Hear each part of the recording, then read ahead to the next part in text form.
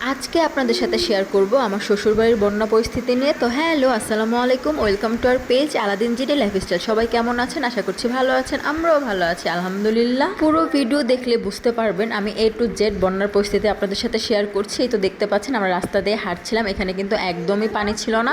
তো শুনেছি যে ওখানে বাঁধ ভেঙে গেছে, উপরে নাকি পানি উঠেছে মানে ক্ষেতের মধ্যে। তো আমরা যাচ্ছিলাম দেখতে। আজকে সারাদিনের বন্যার পরিস্থিতি দেখাবো, দেখতে পারবেন যে আস্তে আস্তে কতটা পানি বেড়ে চলছে। এই যে দেখতে পাচ্ছেন আমরা যে রাস্তা দিয়ে যাচ্ছিলাম এই রাস্তাও পানি ভরে যাবে। জীবনে সিমি সরো, আমি এই জায়গাটা ভিডিও করবো, সরো সরো।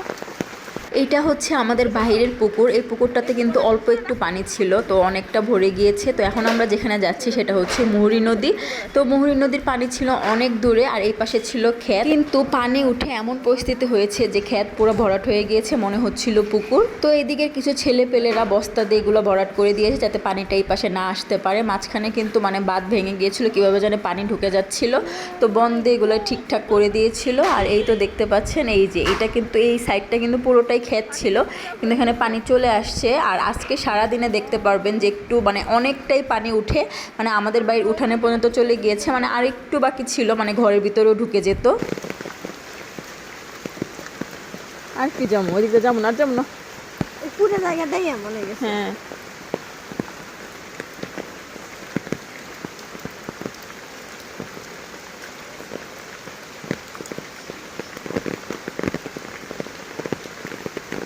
তো এইদিকে ফুপুর বাড়ির দিকে একটা পুকুর আছে, তো এই পুকুরটাতে আমরা নামছিলাম, নেমে পাটা ধুয়ে নিচ্ছিলাম। একটু পরে দেখবেন এই পুকুরটা পুরা ভরে রাস্তা পর্যন্ত ভরে গিয়েছে। তো আমরা প্রথম পরিস্থিতি দেখাচ্ছি যে এটা ছিল সকালবেলার পরিস্থিতি, দুপুর হতে না হতেই এই পুকুরটা ভরে রাস্তা পর্যন্ত ভরে গিয়েছে। অনেকগুলো সিঁড়িও ডুবে গিয়েছে পুকুরটার।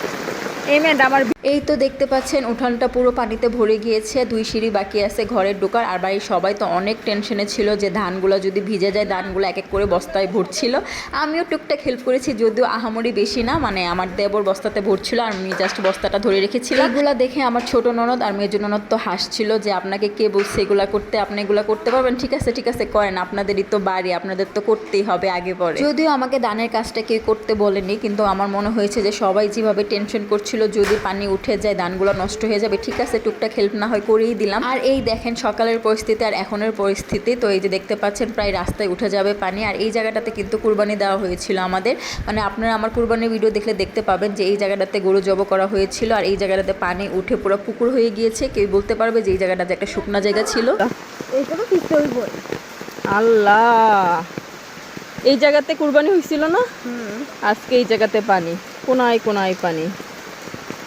বাদাপুর না বাদুরপুর ছেলে, চলো চলো চলো চলো চলো চলো চলো আমরা চলে যাই।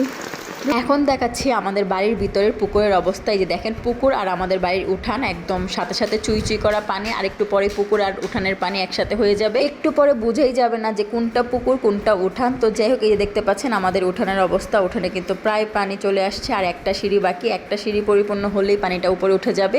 এখনও কিন্তু বিকেল হয়নি, জাস্ট দুপুরের পর অবস্থা। তো এই তো দেখতে পাচ্ছেন এটা হচ্ছে বিকালের পরিস্থিতি। পুকুর আর আমাদের উঠান একদম চুই চুই হয়ে গিয়েছে, একদম সমান সমান। এখন দেখে কেউই বুঝবে না, মানে নতুন কেউ আসলে বুঝবে না কোনটা পুকুর কোনটা উঠান। এইদিকে ড্রাম দিয়ে বৃষ্টির পানি সংগ্রহণ করা হচ্ছিল, কারণ 3-4 দিন ধরে কারেন্ট নেই। মোটরের পানি কতদিন থাকবে সেটাও বলা যায় না, অলরেডি শেষও হয়ে গিয়েছে। তো এই তো দেখেন রাস্তাটা পুরো ডুবে গিয়েছে। তো এটা হচ্ছে বিকালের পরিস্থিতি। আর যে পুকুরটার কথা বলেছিলাম, পুকুরটা থেকে পানি উঠে আবার রাস্তাতে উঠে গিয়েছে, এটাতে আমরা যাব একটু পরে। তো এরকম বন্যার পরিস্থিতিতে কখনো পড়িনি, তো এটা দেখে আনন্দ লাগতেছে কিন্তু আবার কষ্টও হইতেছে, কারণ অনেকের বাড়ির ঘরের ভিতরে মানে পানি ঢুকে গেছে, খাট টাটও ভিজে গিয়েছে।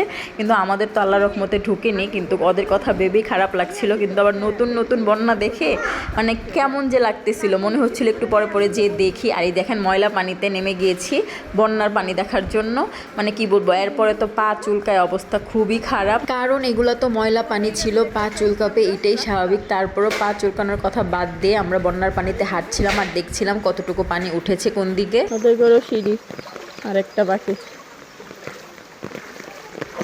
ও মাই গড, এত পানি কেন? সাঁতার আরেকটু পুরোটা।